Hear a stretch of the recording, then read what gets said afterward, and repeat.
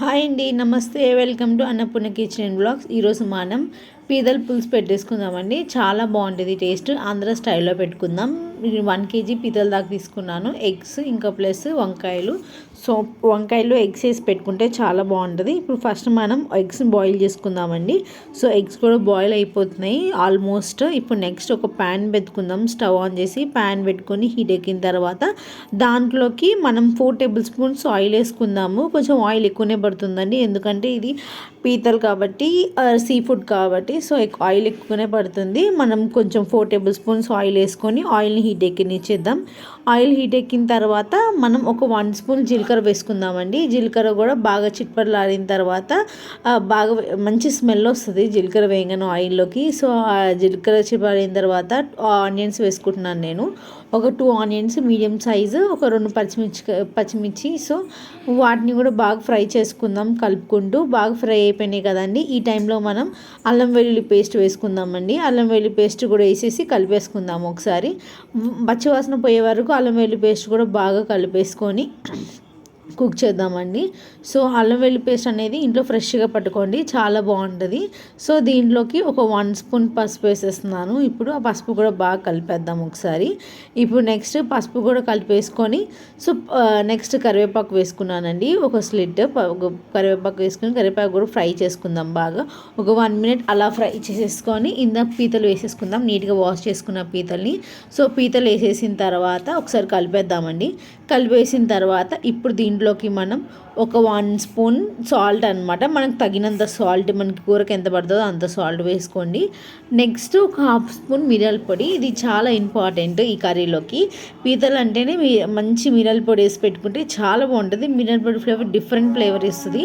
So ఇవి టైంలో వేసుకుంటే ఏమవుతుందంటే బాగా సాల్ట్తో పాటు మిరియాల పొడి ఫ్లేవర్ కూడా బాగా పీతలకి పడుతుంది, జ్యూసీగా తయారవుతాయి.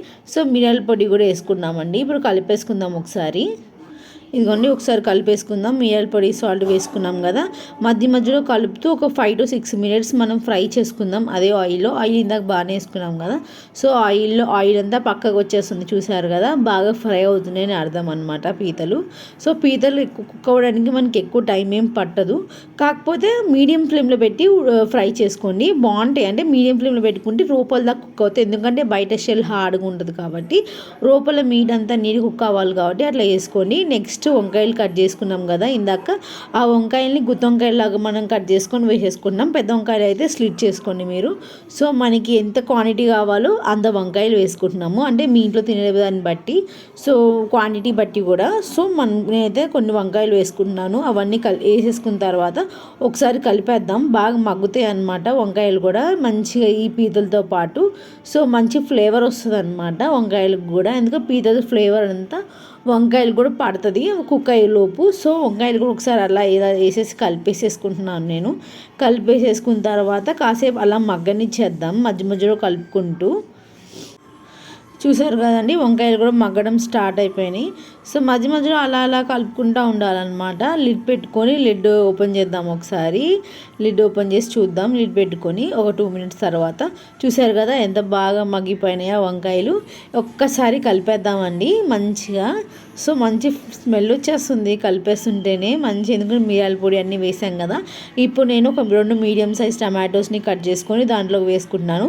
ఇది కూడా ఒకసారి వేసి కలిపేసి అలా మగ్గనిచ్చేద్దాం. ఇది కూడా టమాటో కూడా కొంచెం మగ్గితే ఇంకా మంచిగా అనిపిస్తుంది మనకి, గ్రేవీ వస్తుంది కర్రీకి, పులుసు నీళ్ళు లేకుండా.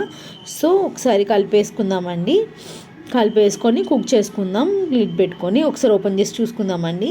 చూసారు కదండి బాగా మగ్గిపోతున్నాయి టమాటోస్ కూడా. ఇప్పుడు ఈ టైంలో మనకి తగినంత కారం వేసుకుందాము.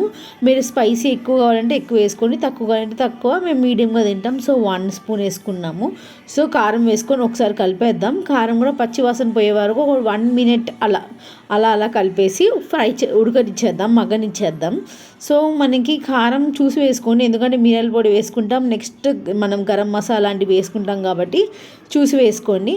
ఇప్పుడు నేను ఇది ఫస్ట్ ఏం చేశాను చేశానంటే ఒక చిన్న నిమ్మకాయ సైజ్ అంత చింతపండుని వాష్ చేసుకొని నానబెట్టుకున్నాను అనమాట. ఇప్పుడు దాన్ని పులుసు తీద్దాం అనమాట, గుజ్జు తీద్దాం. నిమ్మకాయని గుజ్జు తీసేసి దీంట్లో పోసుకుందాం. క్వాంటిటీ చిన్న నిమ్మకాయ సైజ్ అంతా పోసుకుందామండి, ఎక్కువ కాదు. చిన్న నిమ్మకాయ సైజ్ అంతా సరిపోతుంది. మరి ఎక్కువ తీసుకొని మరి పులుపు ఎక్కుపోతుంది, బ్యాలెన్స్ అవ్వదు అనమాట టేస్ట్ పీతలకి. సో కొంచెం నిమ్మకాయ సైజ్ అంత చింతపండుని పులుసు తీసి వేసేసి ఇంకా వాటర్ అడ్జస్ట్ చేసుకొని పోసేసుకుందాం దీంట్లోకి. నేనైతే ఒక 2 గ్లాసెస్ వాటర్ పోసుకుంటున్నానండి క్వాంటిటీ బట్టి. సో మీకు ఎక్కువ పులుసు కావాలి అనుకుంటే మీరు ఎక్కువ క్వాంటిటీ వాటర్ పోసుకోవచ్చు, తక్కువ కావాలంటే తక్కువ క్వాంటిటీ వాటర్ పోసుకోవచ్చు. సో నేను 2 గ్లాసెస్ వాటర్ పోసేసానండి. బాగా వాటర్ కూడా మరగాలి, బాగా పులుసు అంతా మరిగే వరకు మనం మూత పెట్టి ఉడికిచ్చేద్దాం.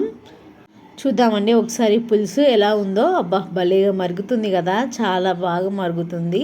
సో మంచి స్మెల్ కూడా వస్తుంది. స్టార్ట్ అయింది బాగా ఉడకడము.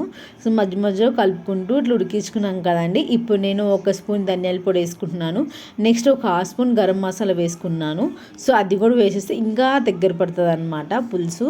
సో ఒక 2 మినిట్స్ అలా ఉడికిచ్చేసిన తర్వాత ఇందాక మనం ఎగ్స్ బాయిల్ చేసుకున్నాం కదండి, ఆ పెంకు ఎగ్స్ మీద షెల్ తీసేసుకొని ఆ బాయిల్ చేసిన ఎగ్స్ని మనం ఇప్పుడు దీంట్లో వేసేసుకుందాం. ఇప్పుడు ఈ ఎగ్స్ కూడా మంచి ఆ పులుసు ఫ్లేవర్ పడుతుంది. సో అక్కడక్కడ ఘాట్లు పెట్టుకొని ఉడకబెట్టి ఇచ్చేసేయండి, చాలా బాగుంటుంది ఎగ్స్ దీంట్లో వేసుకుంటే. ఆంధ్రాలో ఎక్కువ ఇలా చేసుకుంటూ ఉంటాం అనమాట. సో అట్లా ఫిష్లో బెండకాయలు వంకాయలు వేసుకొని అలా ఇట్లా పీతల్లోకి ఇట్లా ఎగ్స్ వేసుకొని చేసుకుంటూ ఉంటాము. సో ఇట్లా సింపుల్గా టేస్ట్ మాత్రం అదిరిపోతుంది, సింపుల్గా ఉంటుంది, మరీ ఎంత హెవీగా ఉండదు ప్రాసెస్. సో ఇప్పుడు దాన్ని మనం లిడ్ పెట్టేసుకొని ఒక 2 మినిట్స్ అలా ఉడికిచ్చేద్దాం. ఇప్పుడు లిడ్ ఓపెన్ చేసి చూద్దాం 2 మినిట్స్ తర్వాత. చూడండి ఎగ్స్ కూడా బాగా ఉడికిపోయింది, ఆయిల్ కూడా పైకి తేలింది, చూసారు కదండి. సో ఇప్పుడు మనకి కూర రెడీ అయిపోయినట్టే. నెక్స్ట్ దీంట్లోకి కొంచెం అంతా కొత్తిమీర కట్ చేసి వేసేసుకుందామండి. చాలా బాగుంటుంది, మంచి స్మెల్ వచ్చేస్తుంది. పీతలు డిఫరెంట్గా ఉంటుంది, సీ ఫుడ్ చాలా మంచిది హెల్త్కి. సో నేను సర్వింగ్ బౌల్కి తీసేసుకున్నాము. టేస్ట్ మాత్రం అదిరిపోతుంది, ట్రై చేయండి. మా రెసిపీస్ కానీ మీకు నచ్చినైతే లైక్ చేయండి, షేర్ చేయండి, సబ్స్క్రైబ్ చేసుకోండి. ఇలాంటి మరిన్ని రెసిపీస్ కోసం గంట సింబల్ నొక్కడం మాత్రం మర్చిపోకండి. హెల్త్కి చాలా మంచిది, ట్రై చేయండి. డిఫరెంట్గా ఉంటుంది, సింపుల్గా ఉంటుంది, ఈజీగా చేసుకోవచ్చు. ట్రై చేయడం మాత్రం మర్చిపోకండి, సపోర్ట్ చేయండి. ఇలాంటి మరిన్ని రెసిపీస్ ఇంకా పీతలతో డిఫరెంట్ రెసిపీస్ ఉన్నాయి, అవి కూడా త్వరలో పోస్ట్ చేస్తామండి. సపోర్ట్ చేయండి. బాయ్.